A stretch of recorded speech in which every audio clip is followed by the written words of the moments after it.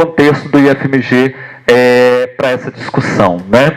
Vem participar conosco aqui o professor Newton Vieira, do Campus Arcos. O professor Newton é o coordenador da pós-graduação, né, da especialização em docência. Então, o professor Newton vai nos ajudar aqui. O professor Newton é engenheiro e licenciado em física, não é isso, professor? Em matemática, e é especialista no ensino de engenharias, que é algo de que o IFMG precisa muito, né? Vem nos auxiliar também o professor Pablo Menezes. O professor Pablo está aqui com três vieses, né? É professor de História, licenciado, né, aqui do IFMG, do Campus Ouro Branco atualmente. O professor Pablo é também o coordenador de pós-graduação, né, na atual gestão. Portanto, o curso de especialização aqui tem muito a ver com ele também. E o professor Pablo é o coordenador do mestrado em educação, o ProfEPT, né, que tem um polo no IFMG. Então, está aí mais do que gabaritado para vir debater conosco. E o professor Charlot dispensa apresentação, até mesmo porque depois da que o Gabriel fez, eu não seria capaz de fazer nenhuma aqui, né? Então, nós vamos dar início ao debate. As perguntas, né, as colocações serão apenas oralmente, gente, porque não temos muito tempo, né? Então a gente vai ter um microfone disponibilizado, a gente precisa que fale no microfone, né, para todo mundo ouvir. Não.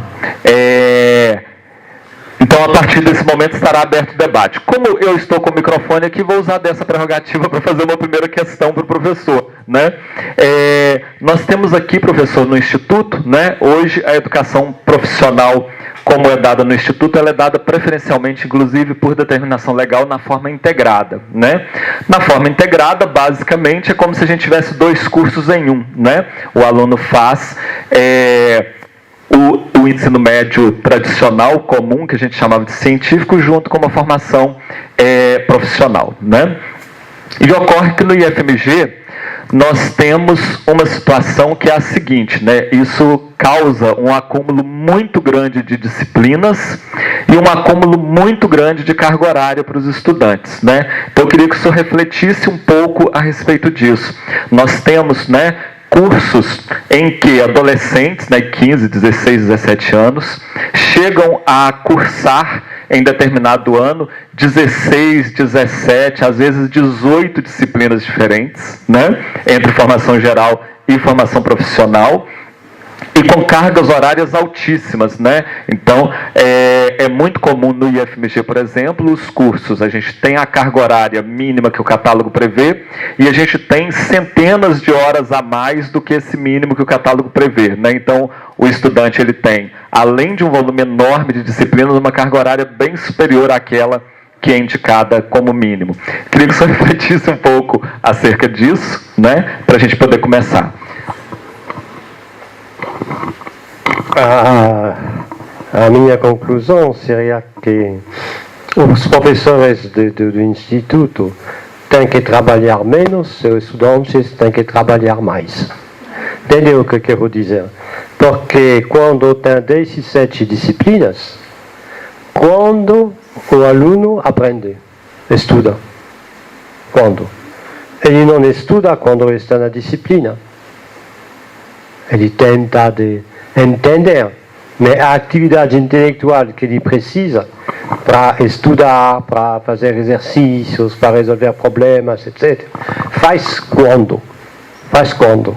Bom, não tenho resposta milagrosa, e acho que vocês deveriam fazer uma verdadeira avaliação. Bom, verdadeira avaliação para saber o que eles aprendem, o que se pode aprender quando se é estudante. Desculpe.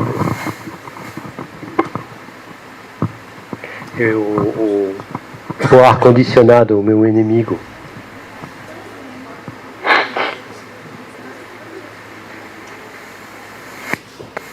Eles são jovens, 16 disciplinas, tem uma vida também, estou supondo que tem uma vida. Bom, tem que ver a família, tem que namorar, tem uma vida. Tem uma vida. Qual tempo eles têm para fazer tudo isso? A avaliação que seria interessante é saber, afinal de contas, depois de de receber e escutar essas 10 e 7 disciplinas, o que se aprenderam.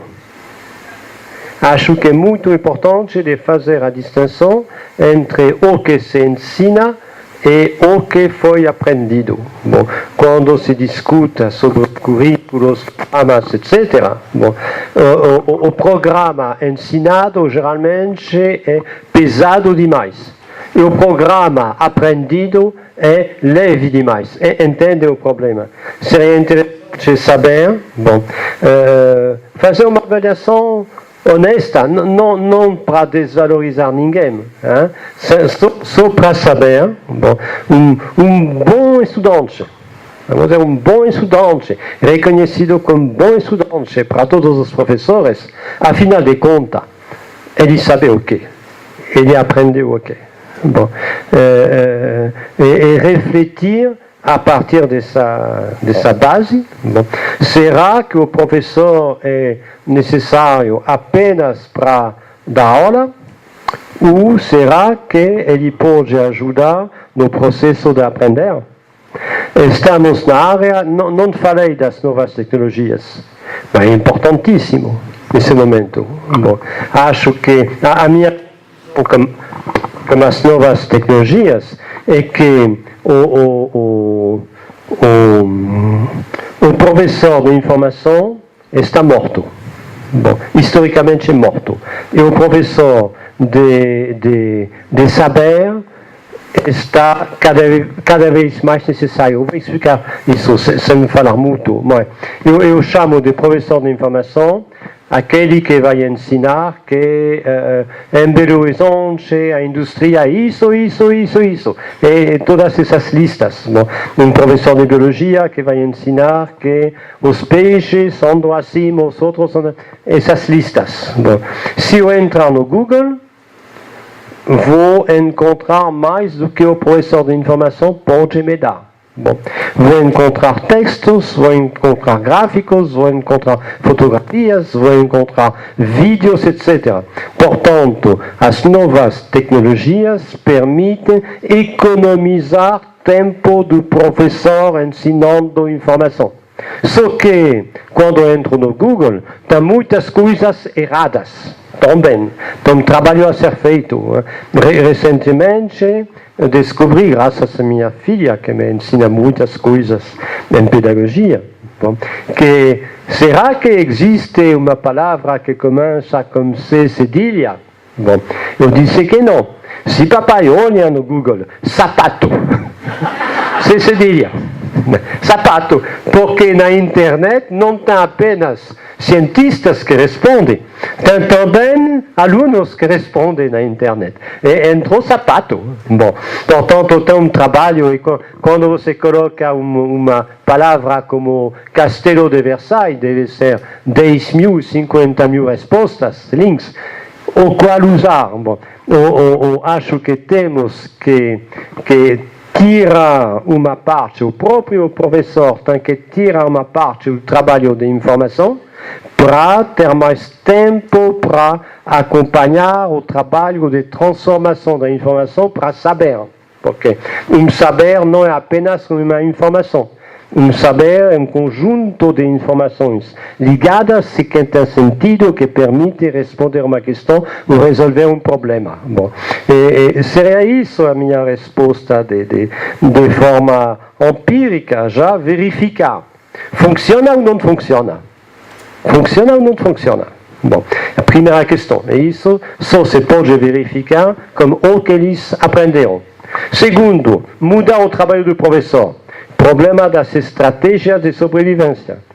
Mudar o trabalho do professor, ele pode se sentir desvalorizado, bom, e portanto vamos valorizar sob qual forma nova. Bom, o professor pode gostar não se trata de tirar coisas de ninguém, né?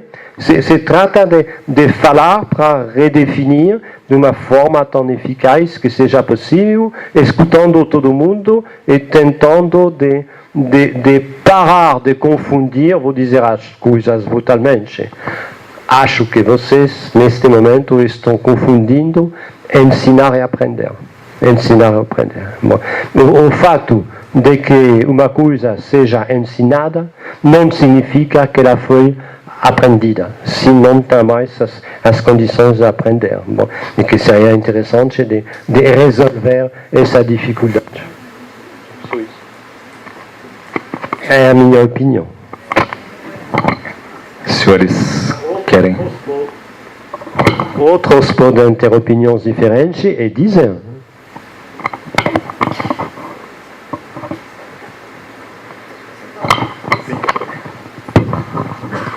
Pessoal, bom dia, boa tarde já, né? A todos. Eu queria só aproveitar essa deixa aqui para narrar rapidamente uma história que aconteceu recentemente no Campus Arcos. O professor falou muito sobre a emoção e o prazer pelo estudo. Eu traduziria isso como alegria e acrescentaria uma palavra chamada ousadia. Isso não é um mantra de pagodeiro, não. No seguinte sentido, há pouco mais de 3 anos atrás, quase 4 anos atrás, o pró-reitor Carlos e o Bento, que também já era diretor da Proem, tiveram a ousadia ou a loucura de me nomear presidente da comissão que iria escrever o projeto pedagógico de um curso de engenharia que ia ser ofertado, que está sendo ofertado no campus de Arcos. E naquela ocasião eu conversei com alguns colegas engenheiros, né, fazendo a seguinte pergunta: o que você acha do ensino de engenharia no país? Todos, sem exceção, listaram uma grande quantidade de críticas, de problemas, a formação do engenheiro está deficiente, isso, aquilo, outro. Logo depois eu apresentei, então nós vamos fazer um curso de engenharia diferente, vai ser assim. Todos, sem exceção, acharam: você está ficando louco? Isso não vai funcionar? Isso é loucura? Isso, aquilo. E a minha pergunta era: ora, se do jeito que está não está dando certo, por que não ousar? Por que não fazer diferente?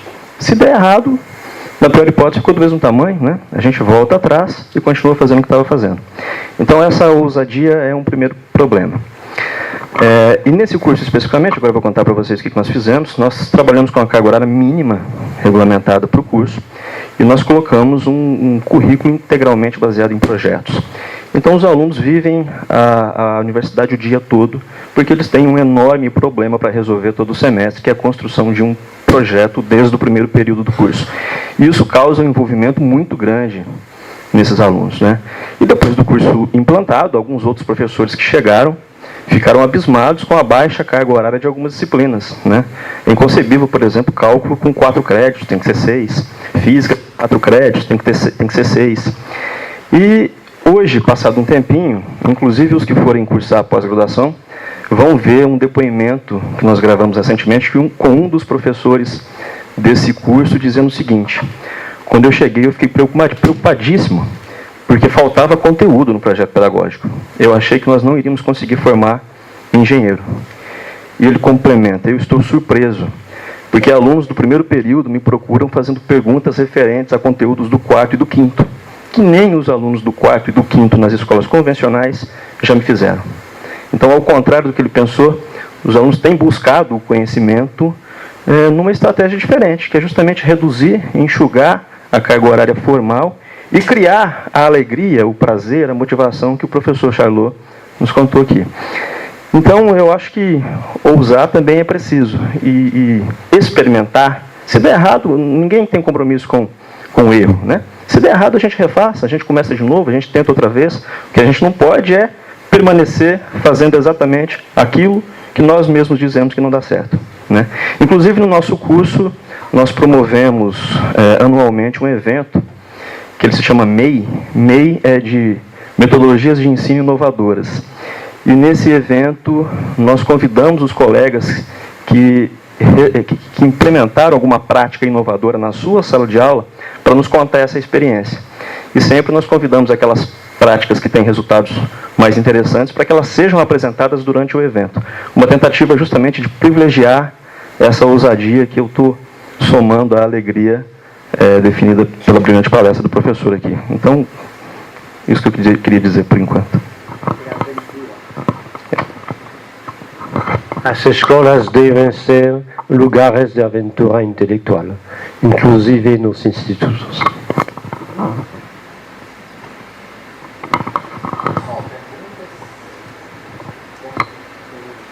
A gente já está com o microfone só, então...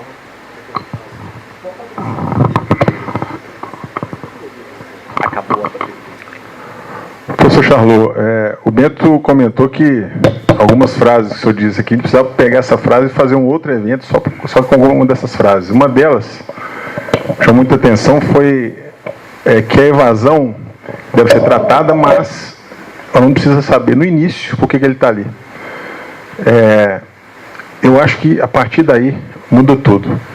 Mas existem hoje muitos estudos de evasão, né?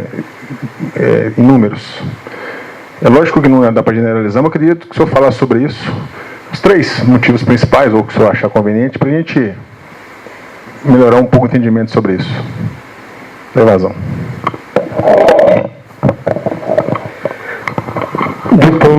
Do ponto de vista do pesquisador, o que se constata é que está um momento em que os alunos param de ir à escola. Não vou dar nome de imediato a isso. Se constata outra coisa. Se constata que não é um momento, um processo progressivo de abandono. Se sabe que tem alunos que continuam a ir à escola porque não vão a cada dia. E que quando a instituição exige que eles vão a cada dia, eles desaparecem. Bom, portanto, já num momento é um processo. Bom, isso deve ser levado em consideração porque a instituição tem que ter um olhar sobre o que está acontecendo aos poucos. Bom, se sabe também que tem no ensino básico tem momentos privilegiados, entre aspas, 8 anos e 9 anos. Bom, são os momentos em que eles desaparecem porque chegam a 16 anos, né?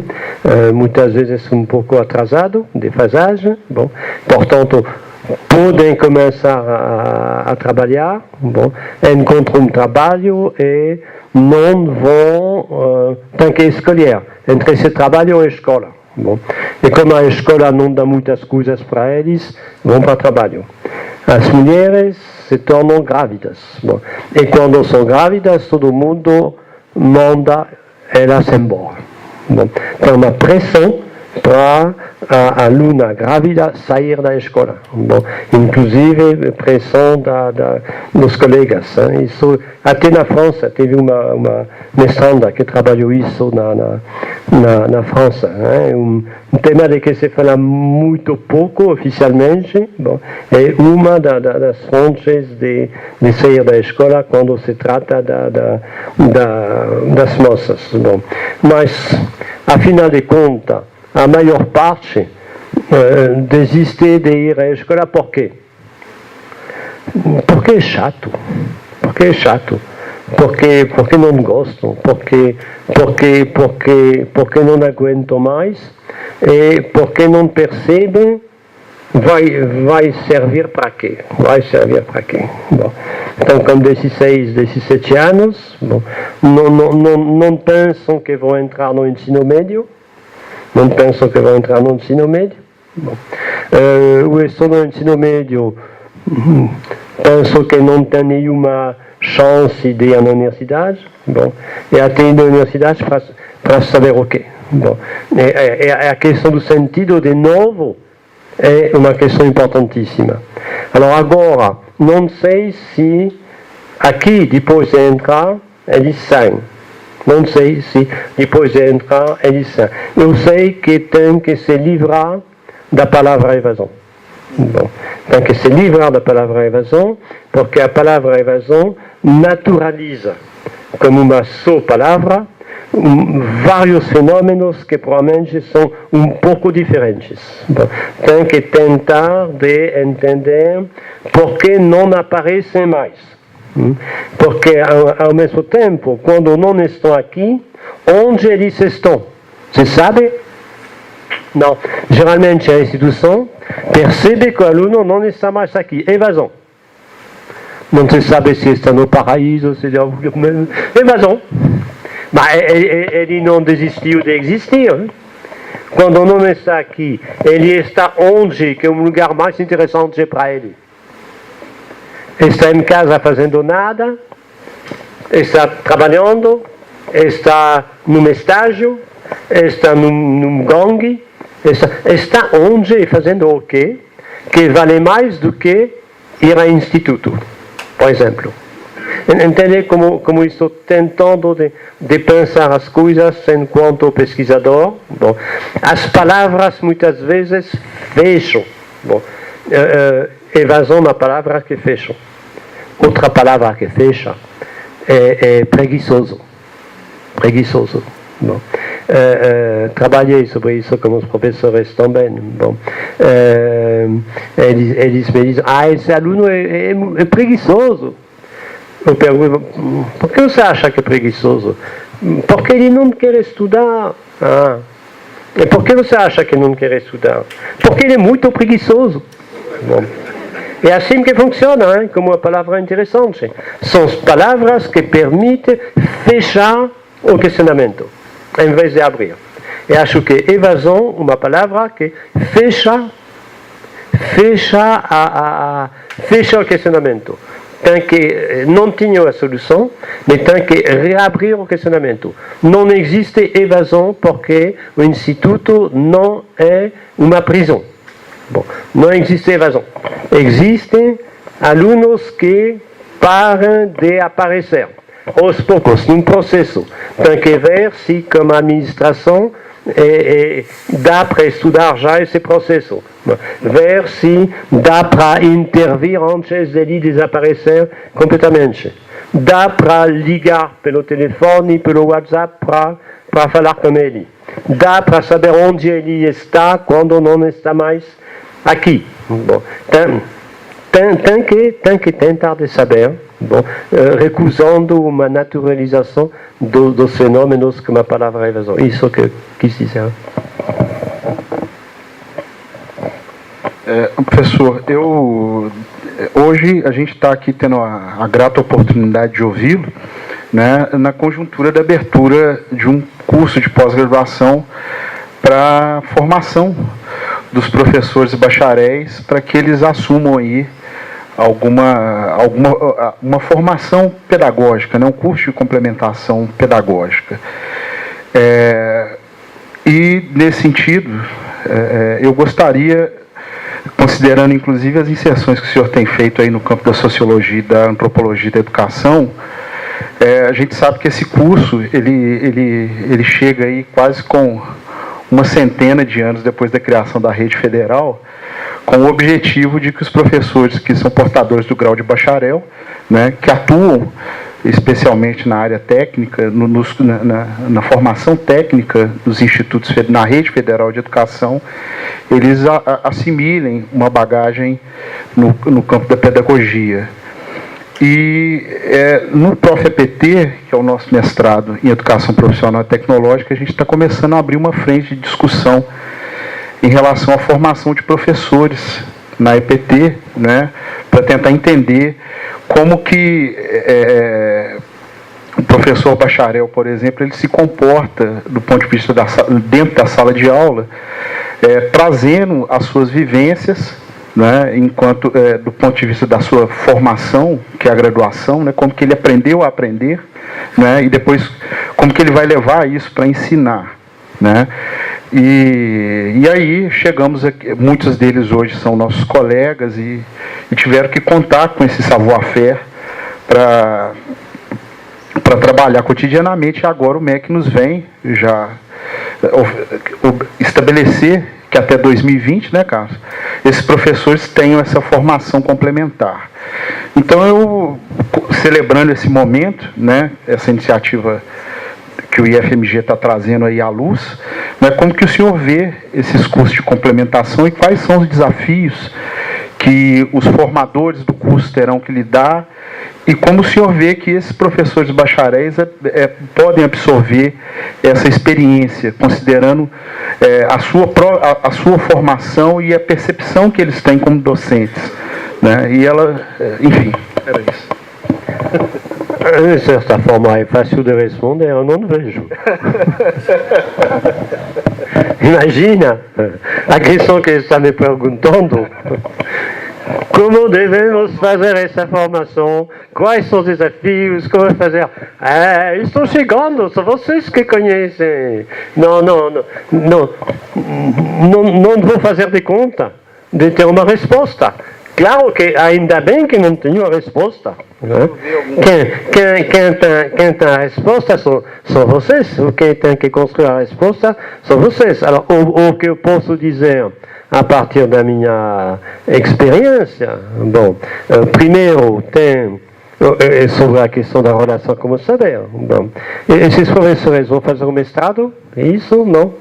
Vão fazer esses professores essa formação? Fazer uma especialização. Uma especialização. Vão ter um diploma para isso? Sim. Bom, já é uma boa coisa, vai ajudar.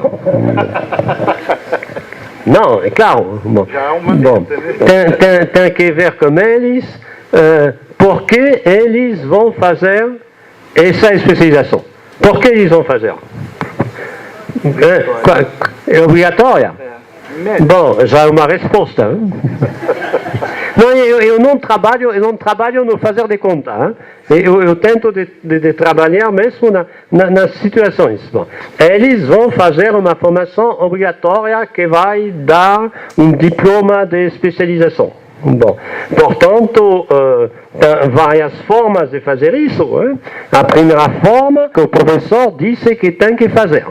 Bom, fazer o que o professor disse que tem que fazer para não ter problema, porque é obrigatório, e para ganhar um diploma.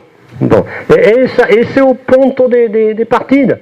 Vocês vão ter que trabalhar com eles para saber qual sentido isso pode ter. Bom, se não conseguir construir com eles um sentido, bom, vão aprender algumas pequenas coisas, bom, mas não vai mudar nada de fundamental. Bom, acho que essa a situação de início. Bom, e portanto, eu não posso dar uma resposta. A resposta vai ter que construir com eles. O que eles podem ganhar nessa história. São professores que já têm alguns anos, alguns realmente são como eu, são novos, mas já faz tempo que são novos, então, vão ter que assumir uma posição de aluno, bom, que nem necessariamente é muito agradável no lugar onde você trabalha, tem problema identitário, como eles vão viver isso, o que eles vão ganhar na história, além de especialização e de fazer uma coisa obrigatória. Vai ajudar eles para nosso trabalho como professor, vai ajudar eles na sua vida, para entender o que, para aprender o que. Tem mesmo que trabalhar mesmo com eles. Não chegar com 17 disciplinas. Porque vai ser um desastre. Nesse caso vai ser um desastre. Bom, além do mais, na formação, até eu luto no mestrado e doutorado, tem um monte de disciplinas. Bom, os professores impedem os estudantes de estudar, porque não tem tempo de estudar, não tem tempo para pesquisar, bom, tem que fazer disciplinas, fazer um artigo, publicar como nome do estudante e do professor, tem um monte de coisas que a instituição impõe e que são contrárias ao funcionamento da instituição. Acho que tem já que abrir esse questionamento, abrir isso. Agora, em termos de formação, para mim, o que mais forma um professor é falar com os alunos. Bom, na França, na graduação, eu pedia ler textos, mas também era obrigatório fazer pelo menos uma entrevista com um aluno. Bom, e os professores tinham mais dificuldade. Os professores me respondiam, já conhecemos os alunos, encontramos os alunos a cada semana. Não. Estar na frente de um aluno, bom, para saber como ele vive, é um aluno que não seja da sua turma, claro, porque senão, o que é um bom professor para você? É a senhora que é boa professora. Claro, não aluno da sua turma. Bom, para saber o que é ser aluno hoje em dia. Bom, nem me imagino. Hein? Ontem me levantei às 4h30 para chegar aqui. Bom, e a minha filha, às 5 da manhã, ela se levantava. Né? Vai dormir às 9h30, se levanta às 5. Bom, às 7 começam as aulas, ela sai à 1 da tarde, ela ainda tem um monte de tarefas para fazer. O que vivem os nossos alunos, o que eles vivem. Não sabemos bem isso, o que eles vivem, como eles funcionam, qual é o universo. Com o universo de um jovem hoje. Bom, e, portanto, nessa formação, iria pensar um momento de pesquisa para formar professores, um momento de pesquisa sobre essas questões de tipo pedagógica.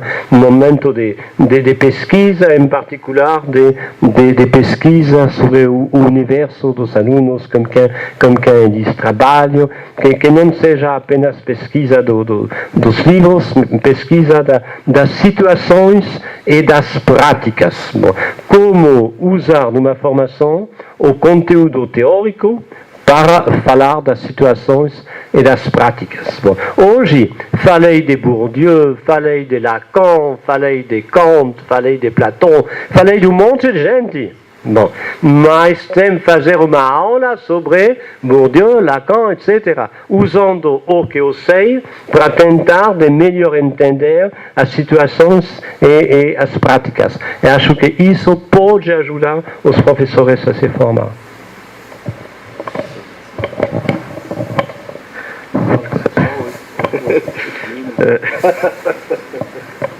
Eu estou com medo.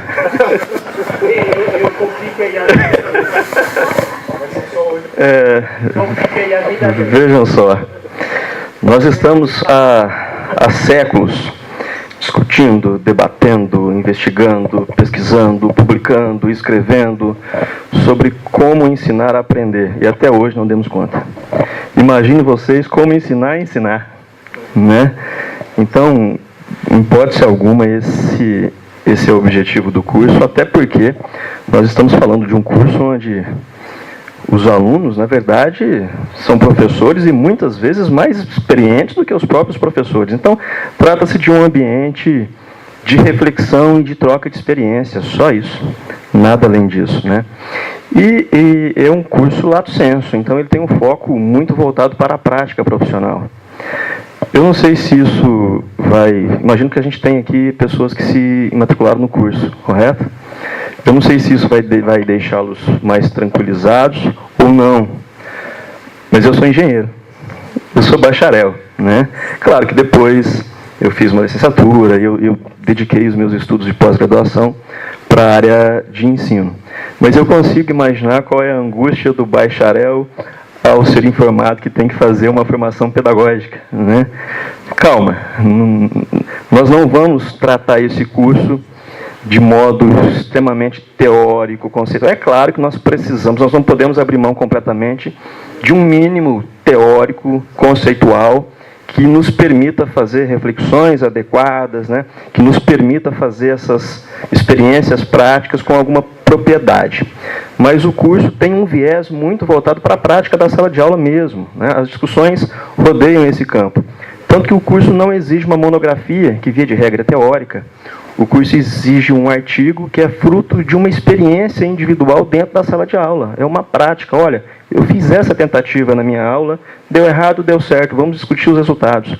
Então o curso permeia muito por essa lógica. A primeira disciplina mesmo, normalmente as pessoas gostam muito dessa primeira disciplina. Eu não sei se todos sabem, mas esse curso ele é um curso regular que o Campus Arcos oferece, né? Essa é a segunda turma. Nós estamos agora entrando com a segunda turma regular, então é um curso que já existia no campus. E a primeira disciplina, normalmente as pessoas gostam muito porque ela promove uma discussão muito voltada para a prática mesmo, dos fenômenos que acontecem dentro da sala de aula. É óbvio que vai ter, eu diria que 2 disciplinas que vão ter um embasamento um pouco mais teórico, porque vai ser necessário, né, um mínimo de conceito.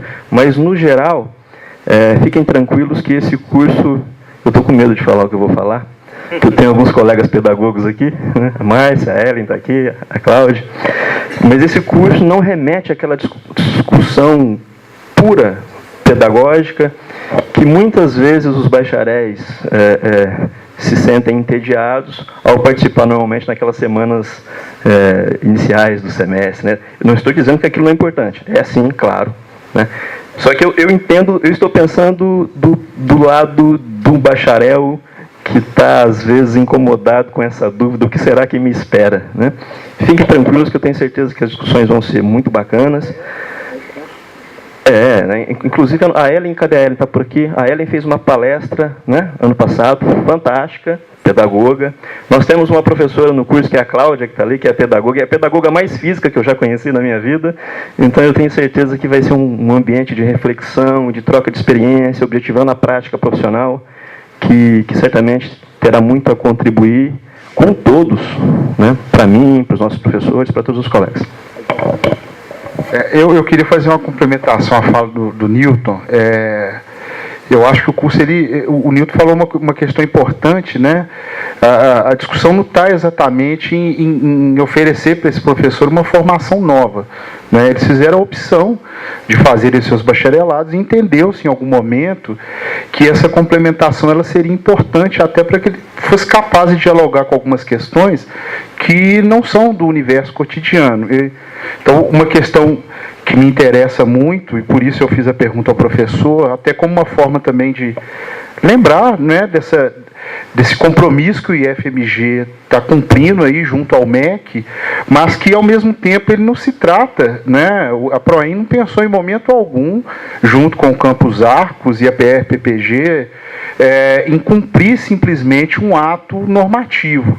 Ela pensou também como um processo maior, né, como a oportunidade daqueles professores que não tiveram, por um ato perfeitamente explicável, né, Nilton, durante a sua graduação em engenharias, em administração, em ter formação pedagógica, né? Mas, na verdade, o curso aproveita a fortuna intelectual que ele assimilou no momento em que ele considerou interessante participar da carreira docente.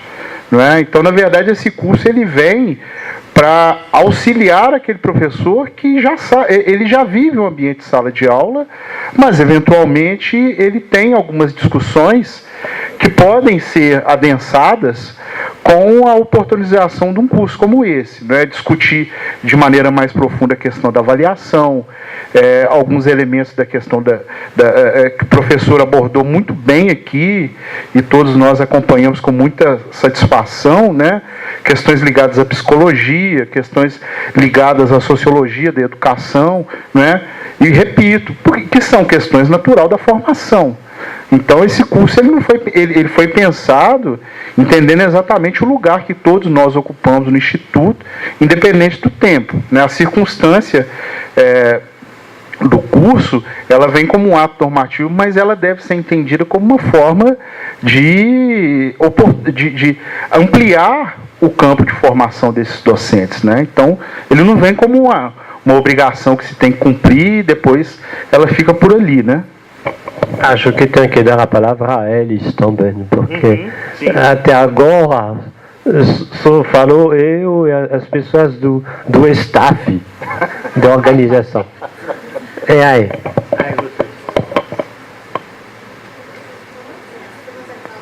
Gente, o tempo é nosso inimigo, nós temos 3 pessoas que levantaram, alguém lá atrás, Vamos fazer um bloco? Porque aí a gente faz um bloco, não creio que vai dar para ir muito além desse bloco, então aproveitem. Boa tarde. Professor, primeiro agradecer a oportunidade, né, que foi ímpar, e fazer um comentário da minha experiência no Instituto, que eu entrei e eu tenho de sala de aula o que meus colegas têm de vida. Muitos têm muito menos vida do que eu tenho de sala de aula, porque eu já tenho 43 anos de sala de aula. Então eu tenho 43 de sala de aula. Eu comecei com 10 anos, eu tenho 63 anos. E aí só o pessoal brincando comigo, professor, que eu sou professor de matemática.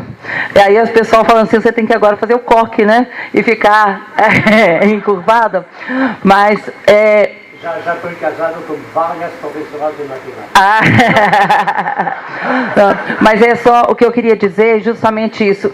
O que chamou muito a minha atenção na sua fala foi porque eu vivi, né, com 43 anos de sala, eu vivi uma época onde a fala era assim, a aula ela tem que ser prazerosa. E isso me incomodou muito durante muito tempo, porque eu não conseguia inventar uma aula com aquele prazer, né? Como que eu vou ensinar produtos notáveis com aquele prazer? Como é que eu vou ensinar expressões algébricas? Então isso foi uma angústia muito grande na minha vida durante muito tempo. Uma época eu trabalhava com ensino fundamental e eu inventei fazer uma maquete que não tinha nada a ver com a minha matéria, mas é porque eu falei, eu tenho que fazer alguma coisa para minha aula ser interessante. Então quando o senhor abre essa, assim, a aula, o estudar exige esforço. Nós precisamos de ter a atividade intelectual, a atividade do aluno. Isso aí, quer dizer, eu confesso para o senhor que hoje eu já tenho essa tranquilidade, mas muitos professores e muitos se angustiam ainda, porque o que é uma aula interessante? E eu sempre falo que uma aula interessante para mim é uma aula onde o aluno aprende. Essa é uma aula interessante, né? E eu falo que a aula ela exige esforço da gente, tanto do professor quanto do aluno. E eu falo para a gente, se eu quero me divertir, a última coisa que eu vou fazer é ficar aprendendo uma coisa que eu não sei. Então, matemática é uma disciplina que eu tenho algum domínio, claro. 43 anos dando aula, tem que ter. Mas se eu falo com ele, se eu pego, por exemplo, um texto de filosofia, eu não vou me divertir num texto de filosofia, porque vai exigir de mim uma dedicação muito grande. Então, a minha satisfação é com o que eu aprendo após ler, reler, né, dissecar esse texto. Então eu falo muito com ele, assim, o prazer não está assim, eu vou para a aula, então assim, ir para a aula, ir para a piscina é a mesma coisa. E essa angústia, eu acredito que seja de muita gente, porque ainda é incutido assim, a aula tem que ser interessante. E isso foi um sofrimento para mim, que assim, as pessoas não têm ideia de como que era, porque eu dando aula de produtos notáveis, fatoração, como que ia ser uma aula interessante? Aí até que hoje, né, igual eu falo, né, macaca velha, 43 anos, eu já estou assim, eu faço meu trabalho e tal, e as coisas, eu tenho mais tranquilidade para poder até responder essas questões. Aí eu queria só, agradecer ao senhor, porque veio, assim, ratificar uma coisa que para mim é muito séria, e aí uma pessoa da sua capacidade, né, ratificando isso, para mim foi muito importante. Muito obrigada.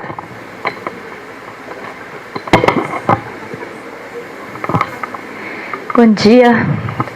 Falar já é um problema para mim, mesmo como professor, falar aqui na frente é um pouco mais complicado, então eu já me adianto na desculpa se a pergunta não ficar muito bem clara.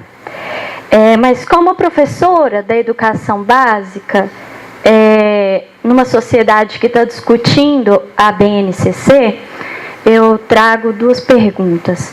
A primeira é dessa divisão que a BNCC promove entre conhecimento historicamente acumulado e um conhecimento com uma parte diversificada, que eu acho mais interessante chamar de conhecimento contextualizado, pensando aí numa abordagem freiriana. Se essa parte, a primeira pergunta é essa, se essa parte diversificada, ela não teria um potencial maior para diminuir as distâncias entre sentido e atividade, fazendo com que o aluno tenha uma atividade intelectual mais prazerosa. E a segunda, eu esqueci, peraí, deixa eu lembrar. Eu acho que é um pouco isso, assim mesmo. Se você acredita, né, que esse conhecimento contextualizado, se ele tem... se a escola tivesse mais espaço para ele, ou seja, pensando na base, que a base reduz esse conhecimento contextualizado, né? E ele agora, teoricamente, ele só seria aplicado se as matérias do conhecimento historicamente acumulado fossem terminadas, né? Se esse espaço para esse conhecimento, para essa parte diversificada diminuir do currículo, essa relação de sentido e atividade nas escolas não ficaria prejudicada? Eu acho que é isso. Obrigada.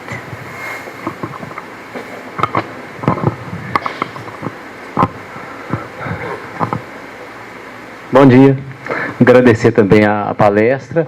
Meu nome é Luciano Miguel, sou professor do campus Ouro Preto, também aluno do curso. A minha pergunta é: como o senhor acha que será a aula, fazendo um exercício de futurologia, a aula no futuro próximo, entre 10 e 20 anos? Como é que seria essa nossa aula hoje? O que seria a nossa aula? Futuro próximo, 10, 20 anos.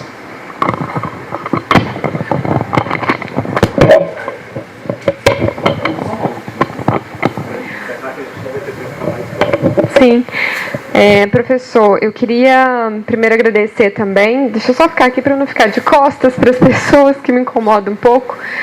Então, eu queria agradecer pelas várias possibilidades de outras conexões, né, de estudos anteriores e da gente pensar aqui nesse lugar do Instituto Federal, né? Enfim, no Brasil e aqui em Minas. Então, duas coisas que eu fico pensando e que a gente precisa de dar conta disso ser realmente a nossa pauta cotidiana, a nossa prática, que é pensar isso em que medida, enquanto Instituto Federal, enquanto escola, enquanto esse lugar que se propõe na sociedade fazer uma educação, e aí na perspectiva mais antropológica, né, que o senhor trouxe, da gente pensar que ela humaniza, que ela socializa, que ela singulariza, em que medida isso é pauta nossa quando a gente não coloca como prioridade na nossa atuação pensar que sentidos a gente está ajudando esses sujeitos e nós mesmos também, como sujeitos da educação, professores, pedagogos, pedagogas, a construir o sentido.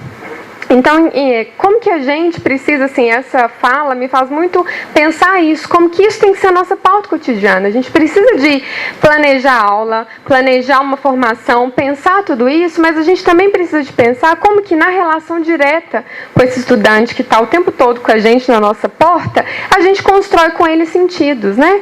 A escola precisa ser o lugar da aventura, da alegria, desse prazer. Então, como que a gente constrói junto com esses sujeitos todos, que são vários, né? São vários tipos de modo de se fazer aluno, de constituir essa postura de estudante. Não é só estudante, né? É o estudante, mas é o sujeito jovem, jovem ou jovem, etc.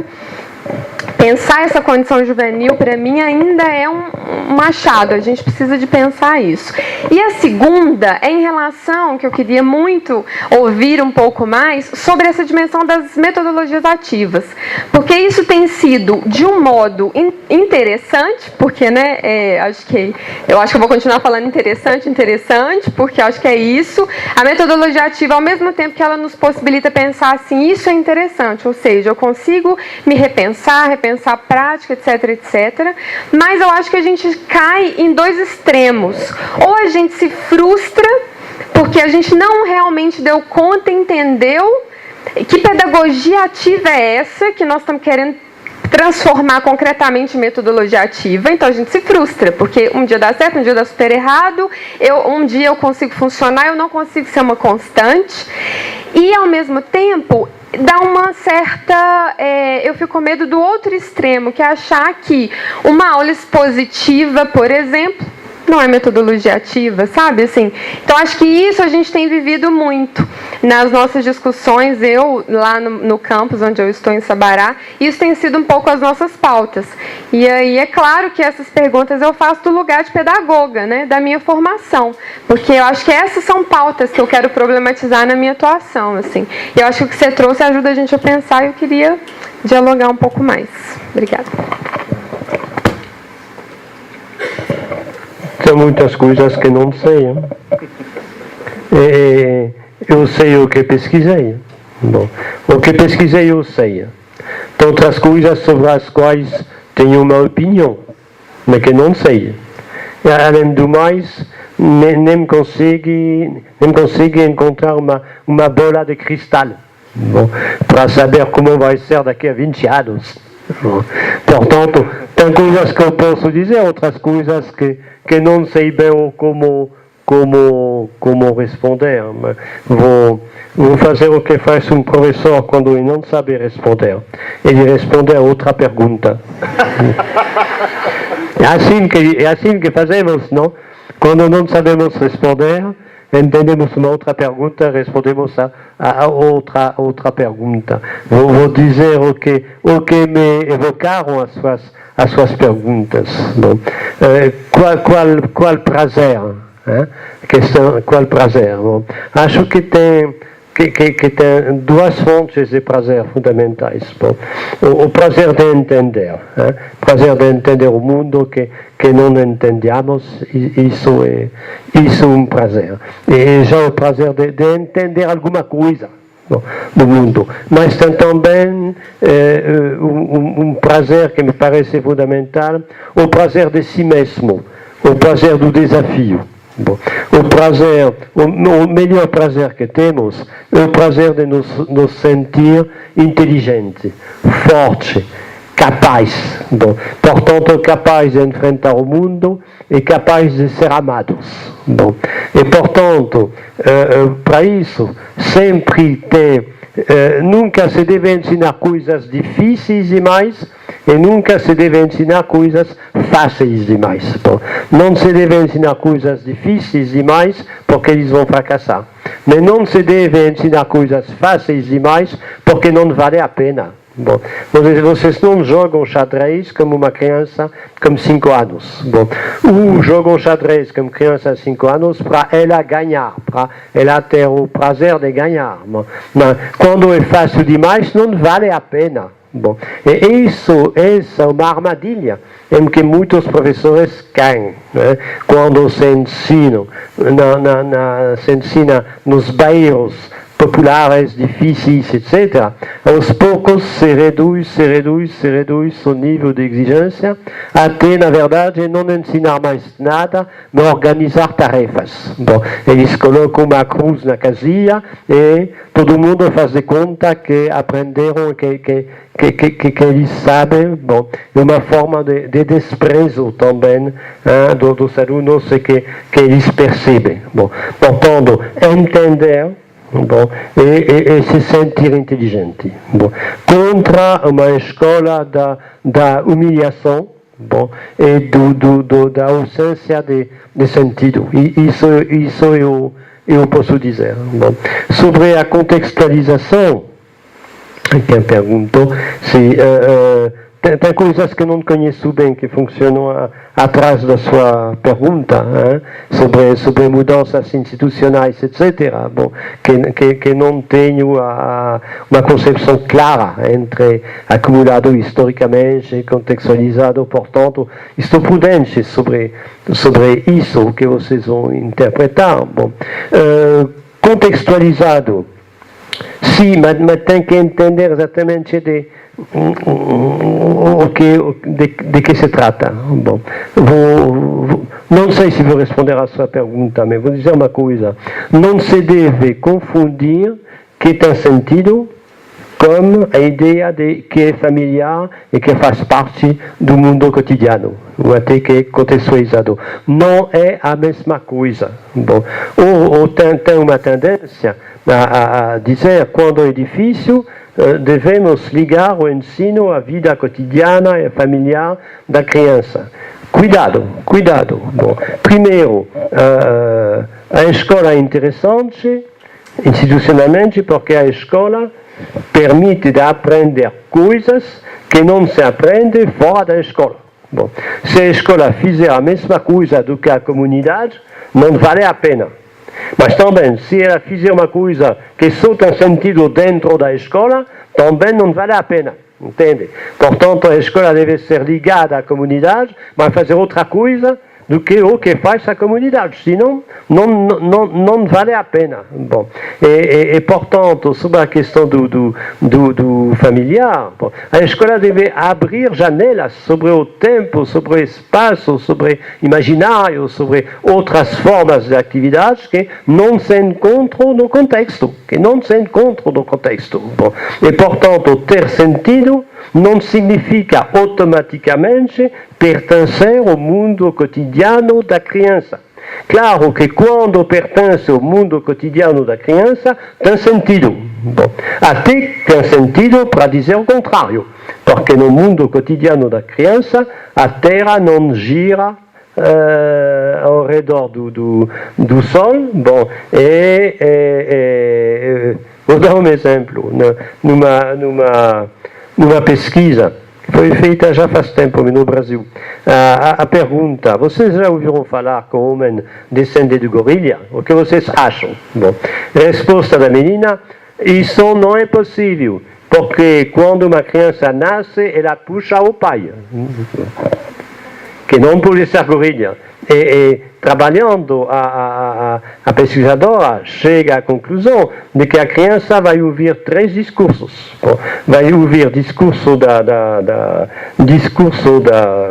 do professor, que é descendente do macaco, brutalmente, que não é verdade, mas que é descendente do macaco. Bom, vai ouvir discursos da vizinha, bom, que puxa o pai, bom, que é filho do pai, e vai ouvir discurso do padre, que vai dizer que é filho de Deus. E a coitada da criança não sabe se é filha do macaco, do seu pai ou de Deus. Bom, aí, fazer o quê? Bom, a criança tem, a escola é um lugar em que se pode enfrentar isso, porque você é filho de macaco, de seu pai, de Deus, se quiser, de 3 pontos diferentes. Esse é o trabalho da escola, bom, que não é repetir o familiar. Bom, eu digo isso porque tem uma tendência a construir uma pedagogia pobre para os pobres, entende?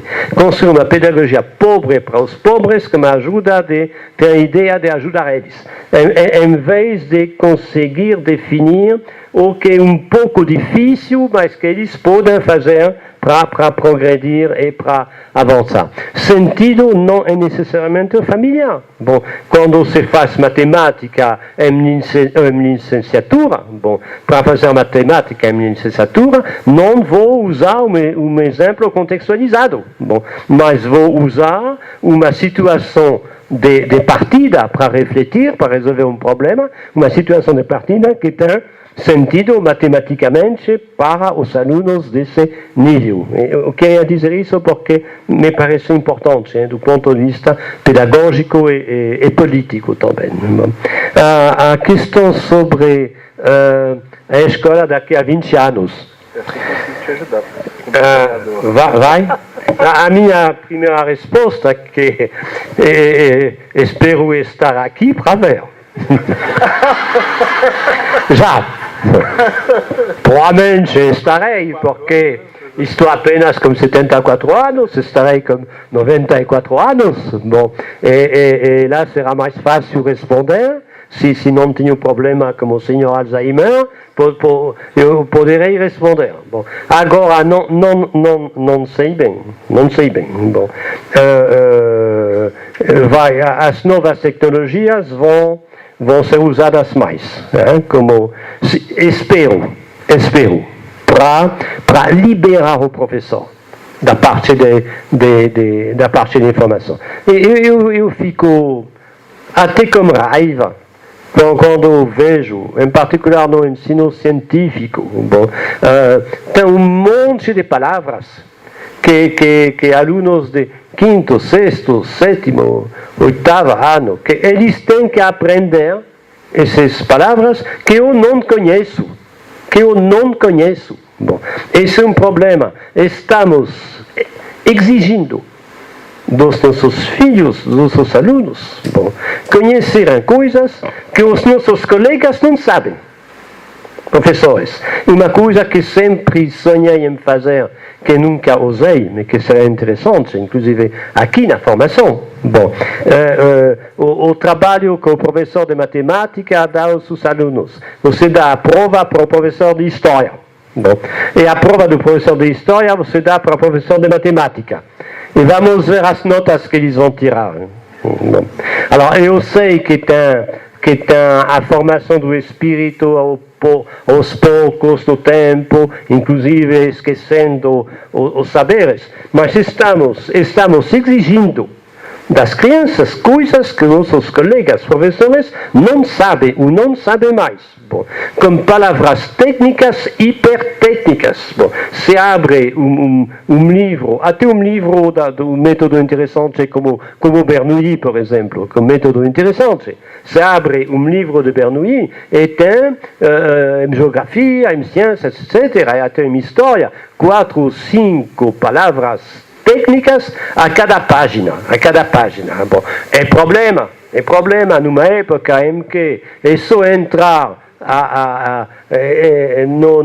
no iPhone, que está na tablet, é só entrar a palavra no Google e vão encontrar facilmente uma explicação. Perde tempo, não entende nada, e depois disso, quando se tenta de saber o que entenderam do que é a vida do ponto de vista biológico, não entenderam nada. Bom, só que eles conhecem palavras técnicas de biologia. É problema. Bom, espero que a escola vai avançar para um mundo de sentido, de aventura, de reflexão, de criatividade, utilizando as novas tecnologias para se livrar da questão da informação.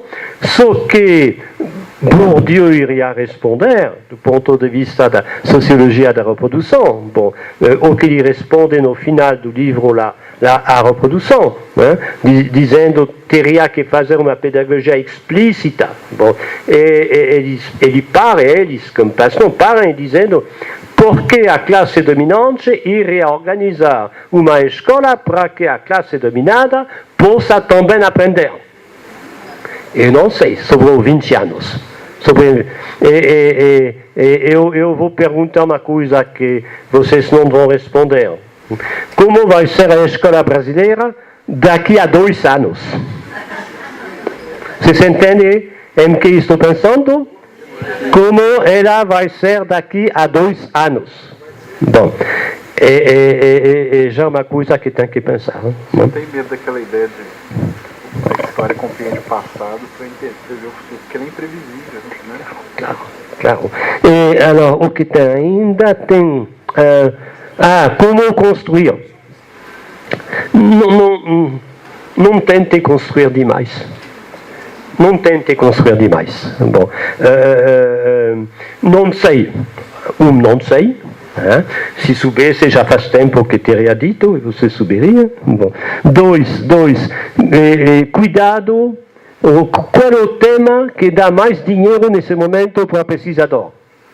Avaliação.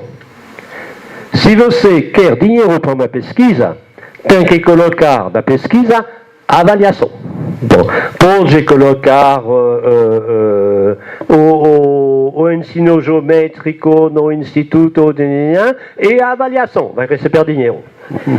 Tem que sempre colocar e a avaliação. Bom, porque é o fantasma atual, é o fantasma de domínio total. Bom, o político acha que se ele soubesse tudo, iria resolver o problema da escola. Bom, portanto, ele quer avaliação para resolver o problema da escola e se livrar dos professores também, porque, inclusive do marxismo cultural também. Bom, avaliação. É um fantasma de domínio total. Bom, mas a educação não pode funcionar assim. Bom, a educação nunca vai ser totalmente transparente, porque ela supõe a mobilização da subjetividade. Bom, como esse fantasma de transparência total, de domínio total, eles acham que vão resolver. Não vão resolver, tem que abrir espaço para a subjetividade. Bom, e a diferença que eu faço entre motivação e mobilização, por exemplo. Bom, não estou favorável aos discursos sobre a motivação. Porque, bom, tem teorias psicológicas interessantes, mas os discursos, quando um professor diz que tem que motivar os alunos, ele está procurando um jeitinho para que o aluno faça o que ele não está a fim de fazer. Bom, vamos motivar os alunos. Só que funciona com o tipo de pseudo-projeto, que não é projeto do aluno, e muitas vezes nem é projeto do professor, nem se sabe de quem é o projeto. Bom, e funciona uma semana, 2 semanas, 3 semanas e depois acabou. Bom, não falo de motivação, falo de mobilização. Se motiva o outro de fora, se mobiliza a si mesmo de dentro. O meu problema não é que eles façam ou que eles não estão a fim de fazer. O meu problema é como fazer nascer desejo. Como fazer que eles estejam a fim de fazer. Como um desejo que continua a funcionar quando estou fora da sala. Bom, e portanto, todo esse discurso de motivação, de avaliação, não tenho nada contra a avaliação. Acabei de responder, deveria avaliar coisas assim. Mas saber o que se avalia, por que exatamente? Não um discurso da transparência total. Bom, além do mais, tem que rever as proceduras de avaliação. Bom, eu, por exemplo, organizo a cola para os exames. Bom, eu descobri isso ensinando no departamento de dança, imagine, às 7 da noite, bom, a 20 quilômetros de Aracaju, bom, chegando de ônibus, depois de um dia de trabalho, bom, pessoas que se interessam na dança, para estudar introdução à filosofia. Bom, imagine. Bom, teve que adaptar. Bom, inclusive a avaliação, primeiro, eu disse, bom, vocês vão fazer grupos para pensar coreografia, inventar coreografia sobre ideias filosóficas. Bom, que foi interessante, colegas de danças participaram, etc. Mas eu queria fazer também uma coisa mais clássica, uma prova na mesa. Bom, eu tinha utilizado vídeo, um monte de coisas, prova, ai meu Deus, o desastre. Bom, média 1 sobre 10. Bom, eu disse, bom, vamos refazer a prova. E de repente tive uma ideia genial. De vez em quando tenho uma ideia genial. Bom, às vezes desastrosa, mas às vezes que funciona. Eu disse, vamos refazer a prova e vou perguntar a mesma coisa. E refizemos a prova. Bom, não foi extraordinário, mas subiu. Eu pensei, agora vou fazer assim. Eu faço assim na graduação, lá de pedagogia. Bom, eles conhecem as questões, pelo menos um mês antes. Bom, a cada 3 ou 4 semanas eu dou, vai sair isso na prova, vai sair isso na prova, vai sair isso na prova. Por quê? Porque quando você prepara a prova, se você deixar no cantinho da mesa, se alguém conseguir roubar, vai roubar. E o que ele vai fazer? Ele conhece as questões, ele vai estudar. Bom, e portanto, organiza o roubo. Organiza o roubo oficialmente. Bom, o que é extraordinário é que nem todos estudam. Não organizam o roubo. Bom, e a partir de lá significa o quê? Significa que o que eu vou perguntar são as coisas que eu quero que todo mundo saiba. São as coisas absolutamente fundamentais. Mas não vou fazer uma avaliação para hierarquizar os alunos, como se faz. Uma avaliação com pequenos detalhes que eu sei que tem só 1 ou 2 que vão responder, para ter a certeza de que tem um ou dois que vão ter 10 e que tem outros que vão ter 2 ou 3. Não, vou perguntar o que eu quero que todo mundo saiba. 10 perguntas de sociologia da educação. Eles vão, inclusive quem perdeu muitas sessões, eles vão estudar, eles vão pedir aos colegas. Bom, é uma avaliação, mas não uma avaliação para dominar, não uma avaliação para hierarquizar, uma avaliação para eles aprenderem, para pressionar, para eles aprenderem. Bom. E, portanto, não vou construir, não vou construir coisas. Eu sei que sempre vai escapar. Inclusive, quando eles têm as questões, tem alguns que não estudam. Mesmo conhecendo as questões. Isso me escapa. Bom. E a última pergunta, a última que quero fechar, é sobre a metodologia ativa. Não sei bem de que se trata exatamente, depende de que se trata. Tem várias formas, tem como organizar o ambiente com problemas, com material, etc., que se faz em particular com os meninos mais novos, tem como trabalhar a partir de problemas, situações com estudantes mais antigos, tem também agora, vocês conhecem a aula inversa. Já ouviram falar disso? Isso que está se desenvolvendo em vários países, inclusive um pouco no Brasil. Bom, eles estudam em casa e depois, como professora, o professor não dá aula. Eles estudam em casa com documentos, com Google e eventualmente com material enviado pelo professor. Meu aluno estuda em casa e depois, como professor, bom, eles perguntam, respondem, explicitam, fazem exercícios, etc. A ideia de fazer o contrário. Trabalho de casa na sala, como professor, bom, e trabalho de ensino, na verdade, aprendizagem em casa, como o que disponibilizam as tecnologias digitais. É a nova moda, entre aspas. Uma ideia interessante também, bom, mas não vai funcionar com todo mundo. Mas é uma ideia interessante, porque estudam em casa e depois, como professor, aprendem para entender o que eles já estudaram. Acho que fiz de conta de responder a tudo.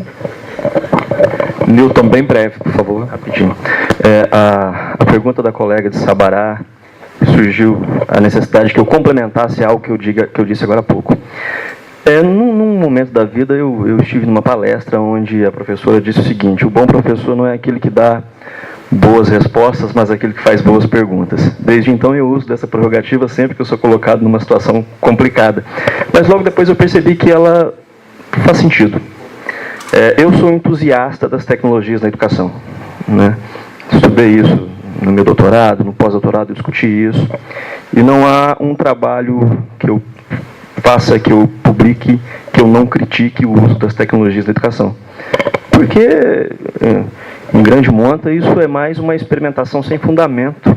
E, às vezes, essas modas que surgem aí nos remetem a isso também. E por que eu disse da boa pergunta?